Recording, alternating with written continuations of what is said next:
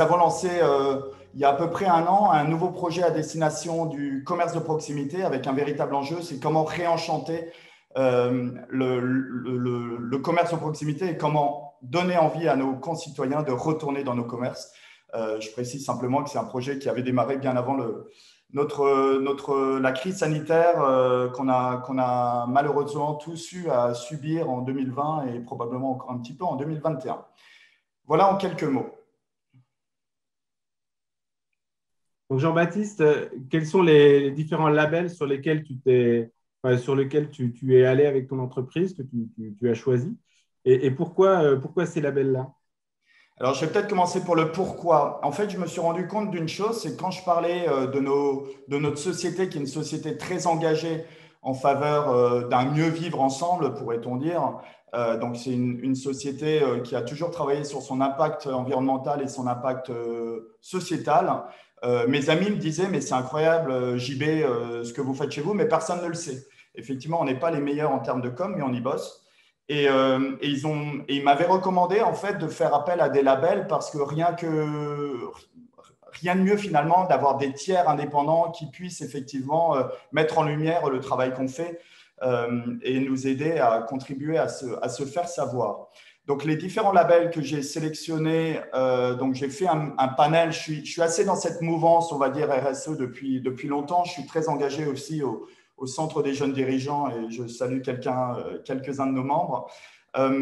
J'ai pu identifier un certain nombre de labels qui correspondaient à nos besoins. Alors, je ne suis pas du tout un sachant dans le domaine des labels, mais ce qui m'a semblé opportun, c'est de choisir des labels qui étaient assez connus d'un point de vue générique, d'un point de vue global, et également des labels plus sectoriels. Donc, je ne suis pas le champion du monde non plus de la recherche de labels, mais ça a été vraiment stratégique pour moi et je pourrais expliquer aussi le pourquoi. Les différents labels sont les suivants. Le premier, ça a été le label B Corp, que peut-être certains d'entre vous connaissent. Alors, Octave en parlera probablement. C'est un label américain qui a été créé en 2006. Moi, ce qui m'a intéressé avec ce label, c'est que c'est un label qui, comme son nom l'indique, se focus sur les benefit corporations. Donc, les benefit corporations, ce sont les entreprises dont l'objectif est de générer des profits. Contrairement à certains labels qui sont plus engagés dans le domaine associatif, B Corp, c'est vraiment plutôt sur les boîtes et c'est un label qui monte en puissance en France. De mémoire, je crois qu'ils sont venus en France il y a 2-3 ans. Le deuxième, c'est un label qui est plus sectoriel. Nous, on est dans le domaine de l'innovation numérique et donc c'est le label de France IT qui s'appelle Entreprise numérique responsable. Qu'est-ce que ce label? Alors, tous fonctionnent à peu près sur le même modus operandi, on pourra en revenir. Ce label, en fait, il valorise les entreprises qui travaillent, comme je disais, véritablement sur leur impact environnemental, leur impact sociétal en complément de leur performance économique. Et ce qui m'intéressait aussi avec ce label, c'est que à travers le label ENR, donc de France IT, France IT fait un panel aussi, interview nos propres clients dans une démarche d'amélioration continue et de manière anonyme. Donc, j'ai trouvé ça plutôt puissant parce qu'on peut très bien dire qu'on est super, etc., mais finalement, rien ne vaut l'avis d'une de nos parties prenantes majeures qui sont les clients. Et le dernier, qui n'est pas vraiment un label, oui. Oui, juste le label France IT, quand tu dis il interroge les clients, c'est de manière globale sur leur satisfaction ou Oui. spécifiquement sur des éléments RSE? Non, en fait, tous ces labels ont généralement un process qui est très, qui est très bien drivé et c'est sur une vision très 360. De toute façon, la RSE, c'est très 360. On intègre l'ensemble des paramètres d'une entreprise et pas uniquement l'environnement et le social. Et en fait, ils interviewent effectivement les clients sur une vision 360 depuis la relation client, l'approche commerciale, les relances, la manière dont se passe la relation, etc., etc. Et c'est aussi perceptif, hein, ça dépend aussi de leur perception qui est un peu plus subjectif, mais en tout cas, les retours étaient très, très riches. Et après, effectivement, on les analyse avec un auditeur. Et donc, le troisième, c'est Solar Impulse, c'est ça? Alors, le troisième, qui n'est pas vraiment un label, mais qui pour moi était cher à, à mon cœur, c'est effectivement comment dire, une reconnaissance, une distinction qui a été lancée par la Fondation Solar Impulse. Pour ceux qui ne la connaissent pas, c'est Bertrand Piccard, donc, qui a fait le tour du monde en avion électrique avec le Solar Impulse, qui finalement a créé une fondation dont l'objectif était dans un premier temps de reconnaître l'innovation en termes de performance économique, environnementale et sociale de 1000 entreprises en France, dans le monde, pardon. Donc, on a eu l'immense honneur d'avoir été labellisé par la Fondation Solar Impulse. Et moi, j'ai choisi celle-ci parce que je pense que c'est dans le collectif en fait qu'on va gagner. Et la Fondation Solar Impulse a vraiment cette dynamique collective, c'est-à-dire qu'ils organisent, bon là avec le confinement, ce n'était pas forcément évident, mais des rencontres entre labellisés, entre nominés, et ils vont même plus loin puisqu'ils peuvent aller jusqu'à un processus d'accompagnement à la levée de fonds et autres. Et donc, moi, je pense que c'est une des distinctions qui va avoir vraiment le vent en poupe à l'avenir, et je ne saurais que recommander ceux que ça intéresse de s'y intéresser fortement. C'est en anglais, c'est hyper exigeant, mais c'est très intéressant. Ok, oui, je crois qu'il y a une dimension quand même qui est très, très start-up, non, dans le Solar Non, Impulse. pas forcément. Hein. Non? Il y a Schneider Electric qui a eu une dizaine d'innovations, me semble-t-il. Engie aussi. Enfin, c'est pas que start-up, non. C'est Par contre, l'entreprise, ouais. C'est l'entreprise qui est labellisée Solar Impulse? non, c'est une solution de Voilà, l'entreprise. c'est C'est la ça. raison pour laquelle Engie, Schneider, etc., ont pu en avoir plusieurs. C'est pas start-up, c'est plutôt tech, effectivement. C'est plutôt l'innovation frugale, pourrait-on dire, l'innovation de bon sens. Là, je paraphrase un peu ce que dit Bertrand Piccard, mais c'est vraiment, encore une fois, c'est pas alors j'ai un côté un peu provocateur, faut pas m'en vouloir, mais c'est pas forcément un entre-soi de personnes extrêmement engagées pour l'environnement en sandalettes et en poil de chef. C'est vraiment l'idée, c'est de travailler plutôt sur ou d'identifier plutôt quelles sont les solutions qui ont un véritable impact durable sur l'environnement, mais qui ont une profitabilité économique et un impact sociétal et social positif. Donc, on passe vraiment à la moulinette, au barbecue, sur ces différents éléments avec des experts avec lesquels on n'a pas de contact, mais qui analysent vraiment dans les moindres détails voilà, notre dossier, qui est en anglais. Donc, j'invite chacun à poser des questions via le chat. Hein. Je ne sais pas si tout le monde l'avait entendu tout à l'heure. Donc, je répète, vous pouvez poser vos questions à Jean-Baptiste ou après à Octave sur le chat. Moi, j'en avais une première, Jean-Baptiste. Ce que j'entends, c'est que ce qui est important dans un label aussi, c'est les retours que ça t'amène et de ce que tu en fais, c'est ça dans tes équipes. Est-ce que tu as des exemples de choses que vous avez changées, fait évoluer suite à des retours de labels, enfin suite à vos enquêtes, à vos contacts avec l'extérieur? Ouais. Alors, ce qu'il faut dire aussi, c'est que moi, je ne me suis pas engagé dans une course au label. Je vais simplement revenir un step back, un peu en arrière, si tu le veux bien, Thomas, pour expliquer le pourquoi en fait de ces labels-là. Donc, j'ai expliqué le feedback de mes amis, mais ça, c'était un retour intéressant, mais ce n'était pas le fond du sujet. Le fond du sujet, c'est que moi, je dirige une entreprise dans le domaine du numérique. Et lorsque nous cherchons des jeunes talents, nous sommes confrontés à une concurrence qui peut être assez acharnée de grandes, ce qu'on appelle les ESN, les ex-SS2I, de grandes sociétés qui cherchent les mêmes talents et qui souvent peuvent les placer en régie. Donc, en fait, en termes d'attractivité, de rémunération, les startups ou les jeunes entreprises dans le domaine de la tech ne sont pas en mesure de recruter des profils à 45K à la sortie d'école d'ingé. Donc, on a un véritable sujet en termes d'attractivité. Et les gars de mon équipe, enfin les personnes, gars avec un grand G, les hommes et les femmes qui rejoignaient Sfereno disaient généralement, moi je choisis de rejoindre Sfereno parce que ce que vous faites, ce qu'on va faire ensemble, ça a véritablement du sens, donc ça me nourrit. Et donc, je pense que ces labels ont une véritable attractivité en termes de marque employeur ou en termes de recrutement.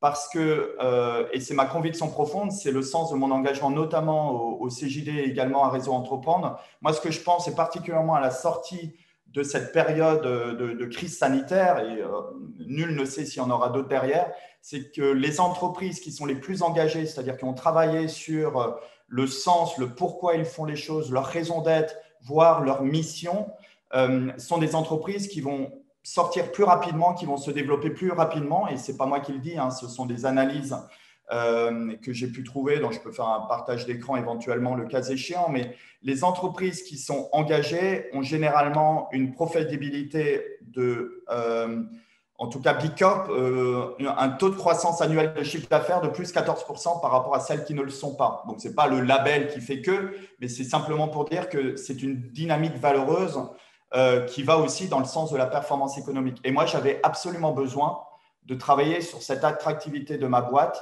pour pouvoir continuer à recruter des jeunes pépites, des jeunes talents versus d'autres structures qui peuvent proposer 30-40% simplement parce qu'ils placent en fait ces pépites, ces talents en régie. Donc, c'était vraiment le fond du sujet.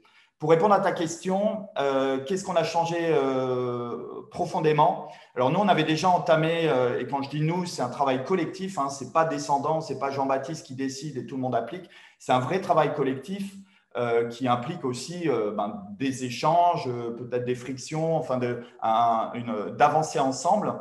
On travaillait déjà dans ce cadre-là avec ce qu'on appelle la performance globale au sein du CJD et finalement, les labels ne sont qu'une résultante, quoi. C'est juste une photographie à un instant T d'un travail qui a été fait jusque présent. Et parmi ces exemples concrets, j'intègre beaucoup plus mes collaborateurs dans les décisions stratégiques que je pouvais le faire par le passé. On va entamer un travail autour de la politique salariale de l'entreprise et c'est un travail collectif, c'est-à-dire ce n'est pas la direction qui va dire bon voilà on met ça en place, on va repartir de zéro et on va le travailler tous ensemble. Ce que nous on appelle peut-être la méritocratie parce que ce n'est pas uniquement la politique salariale mais c'est la politique d'incentive au sens général du terme. Donc voilà quelques exemples concrets qu'on a pu mettre en application, pas forcément suite au label, mais en tout cas les labels ont permis de nous mettre un éclairage particulier. Merci Jean-Baptiste. Alors, j'ai envie de demander à Octave si effectivement ce qu'il voit dans les autres entreprises est via le label Impact France, mais pas que, hein, j'imagine que tu as une vision un peu plus large aussi. Est-ce que tu confirmes ce côté d'importance d'avoir un côté très pratico-pratique hein, dans les labels et puis après, je reviendrai sur la question de Noélia. Hein, je n'ai pas oublié Noélia. Est-ce que le collectif aussi, c'est des dimensions qui sont prises comment vous accompagnez vos membres d'Impact France au travers de ces différents éléments et au travers. Est-ce que tu rejoins ce que vient de dire Jean-Baptiste? Oui, merci beaucoup Thomas pour l'invitation déjà. Bravo à la première intervention, le témoignage de Jean-Baptiste. Donc pour me présenter rapidement, moi je représente aujourd'hui le mouvement Impact France, qui est aujourd'hui le premier réseau de dirigeants d'entreprises qui sont engagés dans la transition sociale et écologique en France. Aujourd'hui, on porte la voix d'à peu près 6000 entreprises et du coup, voilà, on essaye de fédérer tous ces acteurs-là pour faire grandir ce qu'on appelle l'économie à impact. Et donc voilà, effectivement, nous, on essaye de créer ce collectif dont Jean-Baptiste parlait, de faire travailler ensemble nos adhérents. Mais peut-être pour rebondir sur ce que disait Jean-Baptiste, sur pourquoi c'est important d'avoir un label, moi, je vois peut-être 4 points principaux. Le premier, c'est le fait d'intégrer une communauté d'entreprises qui sont engagées, le fait de pouvoir échanger avec des pairs. Ça, c'est ce que Jean-Baptiste disait, par exemple, avec Solar Impulse, le fait d'intégrer une communauté, c'est une chose intéressante. Le deuxième point, je dirais que ça va être tout ce qui est communication, aspect recrutement, image de marque. Le fait d'avoir un label, c'est sûr que ça aide beaucoup l'entreprise dans sa communication et ça prouve son engagement. En troisième point, je dirais aussi que on n'en a pas trop parlé, mais ça permet aussi d'identifier des pistes d'amélioration pour l'entreprise, parce que les questions, elles sont souvent à 360, pas uniquement sur le côté écologique, mais aussi, comme l'a évoqué Jean-Baptiste, sur le partage du pouvoir, de la gouvernance, sur le partage de la valeur, la politique salariale, etc. Et donc, ça peut permettre à l'entreprise de se poser des questions auxquelles elle n'aurait pas forcément pensé. C'est une chose intéressante. Et puis enfin, le quatrième point, comme Jean-Baptiste l'a dit aussi, c'est la performance économique qui peut être améliorée grâce à un engagement RSE. Il y a un rapport l'année dernière de France Stratégie qui a montré que les entreprises ayant entrepris une stratégie RSE ont une performance économique qui est 13% supérieure aux autres entreprises. Donc, ça rejoint un petit peu le chiffre que donnait Jean-Baptiste sur Bicorp. Donc, voilà, avec ces différents points, là, je pense que ça résume un peu, selon moi, l'importance d'être labellisé. Et puis après, si vous voulez, je peux entrer un petit peu plus dans le détail. Bon, en tant qu'expert, je suis un peu jeune pour tendre à être expert, mais entrer un peu plus dans le détail des labels, si vous voulez. Après, tu es bien modeste. Alors, il y a deux choses que je te demanderais, Octave. C'est d'une part, effectivement, tu avais une cartographie de tous les labels, ce qui permettra quand même, et ce qui permet aussi de synthétiser un peu peut-être une approche sur, en fonction de moi, de mes besoins, vers quel label il faut que je me dirige. Et puis, peut-être un focus. Pourquoi, même s'il y avait déjà pas mal de labels, Impact France a souhaité développer le sien. Et qu'est-ce qu'il apporte, à quoi il contribue dans cette, on va dire, dans cette armada de labels RSE qui existe déjà. Très bien, oui, effectivement. Je peux te laisser partager l'écran. Je crois que tu avais quelque chose à nous montrer. Oui, bien sûr, bien sûr. Moi, je vais faire ça. Voilà. Merci beaucoup. Alors, je te note. Normalement, vous devez le voir. Voilà, on le voit. On a travaillé au sein du mouvement là, sur une cartographie, un panorama de tous les labels RSE qui existent, qui font autorité en France aujourd'hui. Donc, je pense qu'il y en a certains que vous connaissez. Jean-Baptiste a parlé de Bicorp, qui est certainement aujourd'hui le plus reconnu, même si au final, on voit beaucoup de ces labels, mais au final, il y a peu d'entreprises en France qui ont des labels RSE. Le label Bicorp, il est certes connu, mais voilà, c'est une communauté de seulement 130, 140 entreprises en France. Après, il y a d'autres labels qu'on peut recommander. Lucie 26000, qui est assez connu en France, mais pas à l'international. Et puis ensuite, voilà, d'autres labels plutôt pour les grandes entreprises. EcoVadis, qui permet de bien évaluer sa chaîne de valeur, par exemple. Si vous voulez, je vous enverrai les slides pour que vous regardiez un petit peu chacun de ces labels qui ont chacun leur spécificité. Et donc voilà, comme vous pouvez voir, il y a à la fois des labels généraux et puis aussi des labels parfois un petit peu plus sur une thématique, sur la thématique écologique par exemple. Un label qui est remis par le gouvernement qui s'appelle Green Tech Innovation par exemple, et puis aussi des labels qui sont plus sur le côté social, donc comment on va promouvoir la diversité dans son entreprise. Il y a un label diversité par exemple là, qu'on peut voir au milieu, et puis aussi comment on va prendre en compte le bien-être de ses salariés, etc. C'est vraiment des choses qui vont être prises en compte sur le côté social pour tous ces labels. Et pour répondre à une question que j'ai vue dans le chat, c'est la plupart de ces labels fonctionnent avec un organisme tiers indépendant qui valide, qui audite ce que fait l'entreprise. Et donc forcément, derrière, ça va avoir un coût. Ça va avoir un coût qui peut varier en fonction du chiffre d'affaires, mais qui peut monter aux alentours de 20 000 € pour des grandes entreprises pour un label. Donc ouais, c'est quand même un investissement important. Donc là, je vous ai montré un petit peu la cartographie de tous les labels. Après, il n'y a pas que des labels aussi. Ce qui est important de savoir, c'est qu'on peut aussi retrouver… désolé. Il y a aussi des scores, ouais, pardon. Là, on peut voir qu'il y a des scores, des chartes, des labels locaux, des labels produits. Il y a vraiment tout type de scores. Donc là, par exemple, je vous ai cité quelques scores. ZEI qui permet de faire un score global de son entreprise. Tout ça, ce n'est pas forcément des labels, mais ça va donner un score sur 100, par exemple. Et voilà, c'est des choses intéressantes. On peut voir l'impact score, je vais en parler juste après assez rapidement. Puis, voilà, des chartes, ça c'est plutôt pour les grandes entreprises, adhérer à des grands principes liés au développement durable. des labels locaux, des labels produits. Et pour terminer, on peut regarder rapidement une cartographie des labels sectoriels. Jean-Baptiste en parlait, mais voilà, ça c'est intéressant quand vous êtes dans un secteur d'activité, d'essayer de vous renseigner sur les labels sectoriels. Et par exemple, dans l'agroalimentaire, voilà, c'est assez foisonnant et ça permet vraiment d'attirer de nouveaux clients, de tendre vers ces labels-là. Donc voilà, comme vous pouvez voir, il y en a des centaines. Là, la liste n'est pas complète non plus, mais on a essayé de se concentrer sur l'essentiel. Et puis, je vais parler rapidement de l'Impact Score, comme ça a été demandé.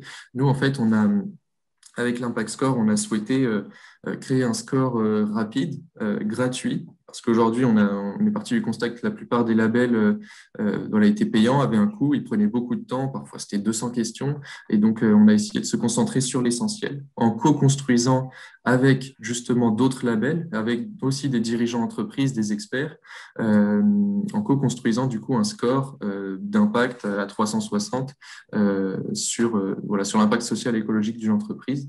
C'est un score qui repose, comme vous pouvez voir ici, là, sur 5 piliers. Le premier qui porte vraiment sur la stratégie à impact, sur la mission sociale ou écologique de l'entreprise. Dedans, on valorise par exemple les entreprises qui sont labellisées. Là, vous pouvez voir en action 3.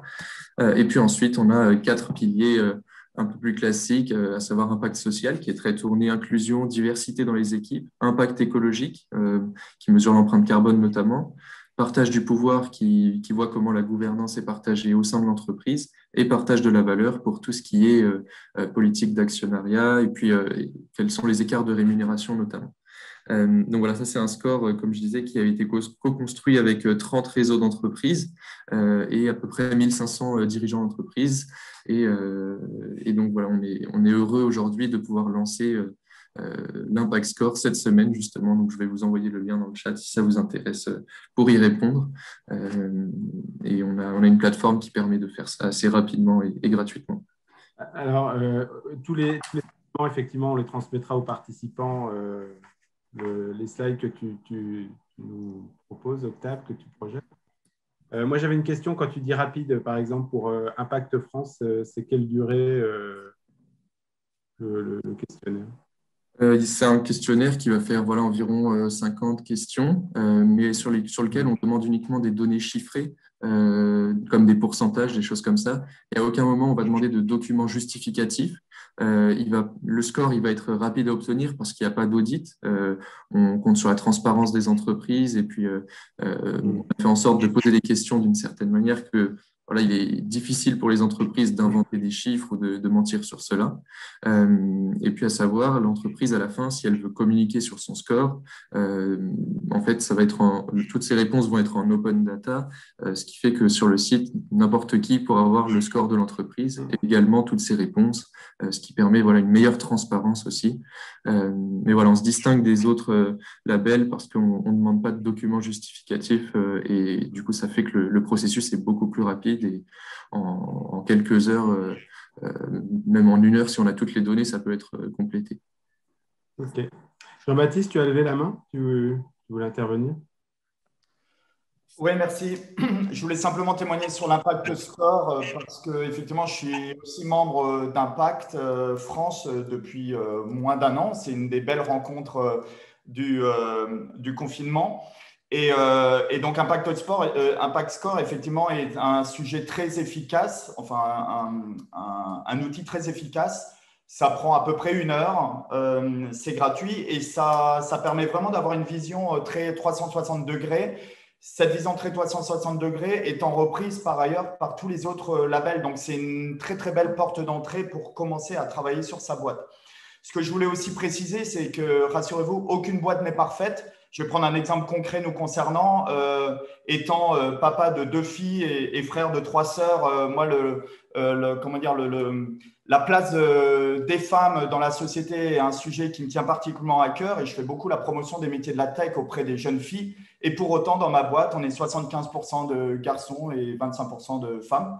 Donc, je sais que ça, c'est un sujet qui est aujourd'hui un fort sujet. Alors, la bonne nouvelle, c'est que c'est une jeune fille qui a le plus gros niveau de rémunération dans ma boîte, donc ça permet de compenser. Ça, c'était pour la boutade. Pour France IT, le label ENR, ça coûte 450 € de faire le dossier. Pour B Corp, il faut compter à peu près 1 000 euros. Et pour B Corp, moi, j'ai été accompagné par l'association ID, Initiative Durable, parce que c'est vrai que c'est assez complexe. Enfin, moi, bon, comme beaucoup d'entre vous, dirigeants d'entreprise, et relativement peu de temps à allouer à l'ensemble des sujets. Et donc, j'ai voulu vraiment faire appel à des experts. Et l'expertise n'attend pas le nombre des années, Octave, pour vraiment nous accompagner dans ce travail B Corp. Alors, pour être précis sur B Corp, on n'est pas encore labellisé B Corp, on est dans le pipe aujourd'hui. C'est un label qui est très demandé. Il n'y a qu'une centaine de boîtes qui est labellisée, mais on est beaucoup à être dans l'entonnoir d'attente. Je voulais aussi simplement témoigner sur le fait qu'il y a énormément de labels. Effectivement, comme vous l'avez vu, c'est assez difficile de s'en sortir. Et peut-être, certains détracteurs pourront dire qu'en ce moment, il y a peut-être une RSE washing ou une mission washing, comme il y a eu un greenwashing par le passé, etc. Moi, ma conviction, c'est que effectivement, peut-être que c'est le cas, mais en même temps, c'est pas grave, parce que si ça permet à tout un chacun de prendre conscience effectivement de l'enjeu de ce triptyque où un tabouret est vraiment solide quand il a les 3 pieds de la même taille, ben, le triptyque développement durable, c'est l'écologie, l'économie et le social de taille équivalente. Donc, même si en ce moment, il y a un engouement là-dessus et qu'on voit énormément d'entreprises qui montrent combien elles sont absolument vertueuses, je trouve que ça va quand même plutôt dans le bon sens. Voilà les petits retours d'expérience ou commentaires que je pouvais faire, Thomas. Merci Jean-Baptiste. Alors, il y avait une question pour Octave. Alors, peut-être que tu peux présenter aussi en quelques mots Impact France, hein, la mission d'Impact et ses objectifs, parce qu'on ne l'a pas forcément bien fait, Octave. Je ne t'ai pas laissé le temps de parole pour, en tout cas. Et la question, c'est le lien avec la plateforme Impact du gouvernement. Est-ce qu'il y a un lien ou pas du tout? Oui, alors, pour revenir un peu sur Impact France, du coup, on est une association à but non lucratif. Comme je disais, on a beaucoup d'adhérents et on a un mouvement qui est porté par 2 entrepreneurs, 2 présidents qui sont Eva Sadoun de l'ITA et Jean Moreau de Phoenix, que vous connaissez peut-être. Et aujourd'hui, on essaye, en fait, on a pour objectif de devenir une alternative sociale et écologique au MEDEF, donc un objectif ambitieux, mais voilà, on a des objectifs ambitieux sur les années à venir et on espère bien pouvoir arriver à ça. En tout cas, on gagne du terrain en tant qu'organisation patronale. Et pour répondre à la question sur le lien entre l'Impact Score et la plateforme Impact du gouvernement, donc vous avez peut-être vu effectivement que la ministre Olivia Grégoire avait lancé une plateforme qui s'appelle Impact. C'est une plateforme en fait qui permet à toutes les entreprises de se préparer aux exigences de reporting RSE qui vont arriver au niveau européen d'ici 2024. Et donc, en fait, c'est une plateforme qui répertorie plusieurs indicateurs, à peu près les mêmes qu'il y a dans l'Impact Score. Donc, vous avez, parce qu'ils se sont beaucoup inspirés de l'Impact Score, en fait, pour la création de ça, on les a pas mal aidés. L'inconvénient derrière ça, c'est qu'il n'y a pas forcément d'avantage à participer à cette plateforme Impact, dans le sens où il n'y a pas de scoring, il n'y a pas de label, il n'y a aucune valorisation il n'y a aucune valorisation de tout ça. Les résultats ne sont pas affichés en transparence. Donc, en fait, c'est plus un outil qui permet en interne de mesurer les bons indicateurs. Et puis encore, les indicateurs sont souvent des indicateurs qu'on appelle ESG et pas tant sur l'impact ou sur la mission sociale et écologique de l'entreprise. Donc, c'est peut-être un peu ce qui manque. Si vous faites la distinction entre ESG et impact, on est plus sur des questions d'ordre ESG comme la réduction de l'empreinte carbone, la diversité en entreprise, mais on ne se pose pas vraiment à un moment le cœur d'activité de l'entreprise dans la plateforme Impact. Et du coup, justement, nous, avec l'Impact Score, on veut montrer au gouvernement qu'il est possible d'aller plus loin vers un scoring et vers des politiques publiques ambitieuses en favorisant les entreprises qui sont les plus performantes sur ces sujets. Donc voilà, c'est aussi un outil à objectif politique derrière, puisqu'on espère qu'il sera repris par le gouvernement avec cette idée de scoring. Merci Octave. Alors, on ne peut aussi on peut aussi effectivement parler d'initiatives comme initiative durable, en tout cas de regroupement de dirigeants comme initiative durable qui sont là pour vous accompagner sur ces sur ces démarches-là, hein. Je pense que chez Impact France, comme chez Réseau d'ailleurs, on connaît très bien. Puis la question a été posée par Guillaume d'ailleurs tout à l'heure sur Impact d'initiatives durables. Donc, pour les dirigeants alsaciens, on ne peut que vous encourager à vous renseigner auprès de cette association, de dirigeants d'entreprise également, hein. Si je me permets de synthétiser ce qu'on s'est dit là ce matin, si je comprends bien, c'est qu'un label, il y a différents types de labels. Il y a des labels, on va dire, plus liés au métier. Il y a des labels qui vont être plus liés peut-être à l'aspect plus ou moins technologique de ce que l'on va proposer sur les marchés. L'autre point important, c'est que les labels, c'est un exercice collectif et pas individuel du dirigeant, si j'entends bien ce que vous dites. Et que le label, surtout, c'est pas une fin en soi, c'est un outil de mesure et de progrès, hein. C'est bien ça, Octave et Jean-Baptiste. On n'est pas là pour se regarder le nombril, mais on est plutôt là avec un label. En fait, c'est plus un outil pour savoir où aller et quoi améliorer. Est-ce que vous voyez d'autres éléments que ces éléments que je viens enfin, ces éléments que je viens de dire, la synthèse que je viens de vous faire de ce qu'on a échangé depuis le démarrage de ce webinaire? Qu'est-ce que vous pourriez rajouter? Je pense que c'est une excellente synthèse, Thomas. Merci, quelle expertise. Et pour répondre à une question, effectivement, chaque label a sa propre mesure. On se rend compte à 2/3 à peu près qu'on est quand même sur des fondamentaux communs, puisque ce qu'on appelle la performance globale, c'est l'entreprise au cœur de son écosystème qui travaille, qui interagit avec ses parties prenantes, que sont ses collaborateurs, ses clients, ses fournisseurs, sa gouvernance, l'État, etc., etc. Pour vraiment bien choisir un bon label, moi, je n'aurais pas de recette miracle. Ce qui peut être intéressant, c'est justement d'interroger ces parties prenantes et notamment ses clients et ses fournisseurs pour savoir si eux en connaissent, si eux en ont déjà obtenu. Parce qu'effectivement, je pense qu'un label sectoriel, ça reste quand même dans notre développement de notre business un prérequis qui me semble plutôt opportun. Et juste avant la fin de la visio, Thomas, j'aimerais juste faire un élargissement autour des entreprises à mission parce que c'est aussi des termes dont on entend de plus en plus parler. On n'est pas dans la RSE, mais c'est simplement pour aussi éclaircir peut-être certains de nos auditeurs. En gros, la RSE, c'est comment mon entreprise est responsable vis-à-vis de ses parties prenantes, alors que l'entreprise à mission, c'est plus travailler sur un concept de capitalisme à la française, à l'européenne, ou ce qu'on pourrait appeler ici le capitalisme rénant, qui est comment mon entreprise est utile au bien commun et au collectif. Voilà, c'est le parallèle qu'on pourrait faire entre la RSE et les entreprises à mission, parce qu'il y a énormément de sujets, il y a énormément d'articles qui sortent là-dessus, et ce n'est pas toujours forcément très clair. Oui, effectivement, pour rebondir sur ça, c'est le statut d'entreprise à mission, c'est un statut qui grandit. Et puis, ouais, là, on a parlé de tous les labels, mais c'est vrai qu'il ne faut pas oublier la question des statuts. Il y a aussi le statut, l'agrément ESUS, par exemple, hein, pour les entreprises solidaires d'utilité sociale, qui lui existe depuis 2014, qui est un peu plus, qui est assez exigeant sur notamment la répartition de la valeur. Et puis, voilà, n'hésitez pas à aller regarder ce que sont les entreprises à mission. Je pense que c'est une bonne démarche si vous êtes engagé en tant qu'entreprise en transition et que vous souhaitez vous engager vraiment sur cette voie-là. Et ça peut être un super sujet pour un prochain webinaire. D'accord. Merci à vous. Alors, il y avait une question. Les questions arrivent maintenant. Merci de poser vos questions. Donc, c'était sur le côté vraiment pratico-pratique de la mise en œuvre de se lancer dans une labellisation.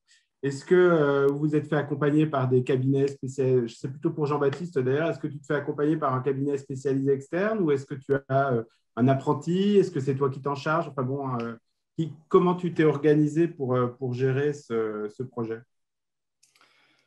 Alors, je suis membre de l'association Initiative Durable. Enfin, mon entreprise est membre de l'association Initiative Durable depuis une dizaine d'années, donc je suis assez sensibilisé sur ces sujets. Et encore une fois, c'est un des premiers travaux qu'on mène lorsqu'on intègre le CJD, c'est intégrer son entreprise au cœur de ses parties prenantes dans le cadre de la performance globale. Donc, j'ai fait beaucoup de travaux par moi-même parce que c'est un sujet qui m'intéresse, enfin qui me passionne, et je pense même que ça fait partie de mon ADN.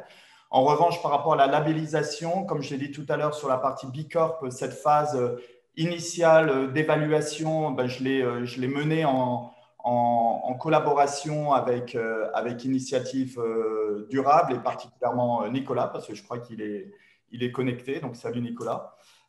Et pour France IT, c'est plutôt mon associé Franck Dreyer, salut Franck aussi, je me demande que tu t'es connecté, qui a géré le dossier. C'est un dossier un peu plus, comment dire, euh, plus opérationnel, avec des chiffres très concrets, pour lequel on a un accompagnateur en fait, qui est mandaté aussi par France IT, donc on n'a pas forcément besoin d'accompagnement là-dessus. En ce qui concerne un apprenti RSE, nous, on n'a pas fait appel. Peut-être que ça peut être une opportunité, je ne sais pas. OK. Octave, est-ce que là-dessus, il y a des bonnes pratiques? Des bonnes pratiques, je ne sais pas, mais ouais, je pense que c'est quand même intéressant, important de bien se concentrer, de bien regarder tous les labels, voir quel est leur niveau d'exigence, parce que parfois ça peut être très chronophage de se lancer dans une labellisation et puis derrière sans résultat. Donc voilà, essayez d'identifier bien vos ressources en interne et puis quel temps, quelles ressources vous pouvez y accorder pour pouvoir le choisir au mieux. D'accord. Et peut-être juste pour compléter, Thomas, sur Solar Impulse, en 30 secondes. Pour Solar Impulse, vous êtes accompagné par un des membres de la fondation. Et je précise que c'est gratuit, puisque la fondation est financée par des sponsors ou des donateurs. Solar Impulse, c'est une autre exigence. Bon, déjà, c'est en anglais. Donc, c'est intéressant parce que ça impose aussi de travailler sur une autre mécanique intellectuelle. Nous, aujourd'hui, moi, je suis issu d'un environnement anglo-saxon, mais Sphéreno, aujourd'hui, c'est exclusivement en français. Donc, ça, c'est intéressant. Et c'est, outre le fait que le nombre de caractères est limité, comme à peu près chez tout le monde, on travaille vraiment sur le pourquoi des choses. Je vais donner un exemple très concret. Sur l'impact environnemental, la question a été posée, dire quel est l'impact environnemental ou en quoi l'impact environnemental de Sphéreno Pro est positif. Et au début, moi, j'ai plutôt travaillé sur versus ses compétiteurs, quoi, ses concurrents. Et au début, j'ai plutôt travaillé sur le fait qu'avec notre solution, on peut vraiment identifier de manière très précise les gains énergétiques et les gains financiers à faire des travaux de rénovation, donc l'amélioration du pouvoir d'achat. Et on m'a challengé sur le fait que finalement, mon compétiteur, c'était le papier-crayon. Parce qu'aujourd'hui, chez les artisans, beaucoup font leurs propres calculs avec le papier-crayon ou des feuilles Excel. Et donc, je devais aller très, très loin dans mon analyse pour voir en quoi un outil numérique avec son impact environnemental caché peut être plus valeureux que la technique de la feuille Excel ou du papier-crayon. J'ai trouvé ça particulièrement intéressant. Okay. Merci Jean-Baptiste. Alors, il est 9h15, donc on arrive au terme. Merci Octave et Jean-Baptiste pour vos interventions. On arrive au terme de ce webinaire. Juste pour répondre à la question, parce qu'il y a une question qui était posée en début de webinaire. Donc, si je comprends bien sur comment bien choisir son outil d'entreprise à impact RSE, le premier, c'est la visibilité chez ses clients ou pour Jean-Baptiste, il nous a parlé de marque employeur, donc chez les jeunes recrues, enfin chez tes potentiels collaborateurs de demain. Donc ça, c'est un élément. Ensuite, il y a quand même, je vois que Solar Impulse, c'est quand même sur l'innovation, donc c'est quand même en choisir un aussi en lien avec un peu son activité, son ADN. L'ADN de Sphéreno, c'est de l'innovation, donc tu es allé sur Solar Impulse. Je ne pense pas que ça soit le bon label pour tout le monde et pour toutes les entreprises. De toute façon, ça peut être aussi la conclusion de ce webinaire, c'est qu'il n'y a pas un label qui correspond à toutes les entreprises. Et puis, être multilabellisé, ça permet de répondre à différents enjeux des entreprises. Donc, voilà. Après, une bonne porte d'entrée, un bon premier jet, ça peut être d'aller chez Impact France, puisqu'il est gratuit et qu'il est simple et que 50 questions, je pense que ça doit mettre à peu près 1 heure et demie pour y répondre. Et en tant que dirigeant, on peut le faire plus ou moins seul. Mais ça, c'est le deuxième aspect aussi que je retiens. C'est que vraiment, vous nous avez appris que d'une part, c'était un moyen aussi de mobiliser en interne, c'était un exercice collectif, le label, et que c'était une photographie à un instant T et qu'en aucun cas, c'était une fin en soi. Donc, il faut choisir là aussi des labels qui promeuvent et qui facilitent ce collectif et puis des labels qui permettent de placer des plans de progrès. Voilà. Donc, je dirais que sur le comment bien choisir son label, c'est un peu la réponse que j'ai cru comprendre au travers de vos 2 témoignages. Voilà. Eh bien, écoutez, encore merci Jean-Baptiste, merci Octave, merci à tous de cette participation nombreuse à ce webinaire. On continuera à en faire à peu près un par mois pour les membres de réseau. Sachez également que sur ces questions de RSE, on est en train, avec justement Initiative Durable chez Réseau, de travailler un accompagnement à la fois des outils réseau et aussi des membres. Donc, on ne manquera pas de revenir sur le sujet. Définir son objectif, qu'est-ce que je souhaite promouvoir? Oui, merci Jean-Baptiste. Jean-Baptiste fait le compte-rendu par écrit en ce moment dans le chat. Donc, si vous voulez faire un copier-coller, n'hésitez pas. Voilà, je vous remercie. Je vous souhaite une belle journée. Hydratez-vous bien, parce qu'on en parlait au début. Pour le coup, on a bien, enfin, le réchauffement climatique va bien donner aujourd'hui. Donc, hydratez-vous bien, prenez soin de vous. Et puis, à très bientôt pour de nouvelles rencontres Réseau Entreprendre. Au revoir. Merci à tous et plein succès pour la suite.